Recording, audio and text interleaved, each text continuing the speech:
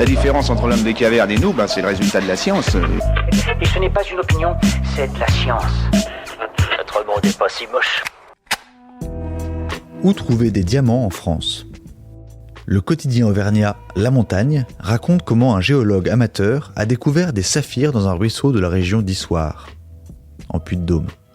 Batté de chercheurs d'or à la main, Nicolas Léger, c'est le nom du prospecteur passionné, tamise depuis 2 ans les sédiments du cours d'eau à la recherche des corindrons bleus, souvent d'une qualité exploitable en bijouterie.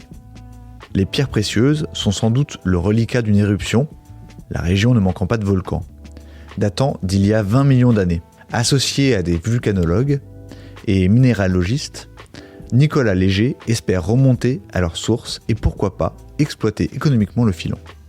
La découverte de gemmes en Auvergne n'est cependant pas une surprise. La région est connue depuis au moins le XIIIe siècle pour ses gisements alluvionnaires et au Moyen-Âge, saphirs et grenats du Velay ont enrichi les trésors de la papauté, de l'abbaye de Saint-Denis et des rois de France.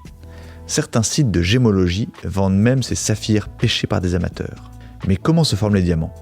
Les diamants naissent dans la lithosphère, partie supérieure du manteau, entre 150 et 250 km de profondeur. Des fluides carbonés comme le dioxyde de carbone, CO2, le monoxyde de carbone, CO, ou le méthane, CH4, circulent dans la lithosphère.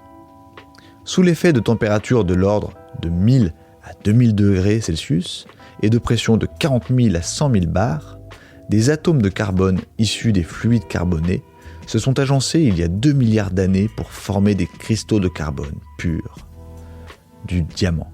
C'est un état instable et ces cristaux ont tendance à se transformer en graphite, autre état du carbone cristallisé. Le CO2 présent réduit le temps de fusion des minéraux, donnant naissance à un magma particulier, dit kimberlitique. Plus léger que le magma environnant, il remonte vers la surface à 20 km/h.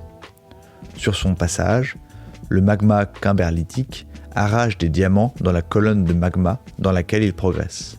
Arrivé à 3 km de la surface, la kimberlite frappe et fracture le granit de l'écorce terrestre. En s'engouffrant dans la brèche à plusieurs centaines de km/h, elle provoque une détente du CO2 dissous, générant une brutale chute de température qui préserve les diamants d'une transformation en graphite. Les éruptions de volcans de kimberlite ont été actifs il y a 70 à 140 millions d'années. Leurs cratères éteints constituent les principales zones d'extraction. Voilà. Il ne reste plus qu'à vous remercier de votre attention. Au revoir.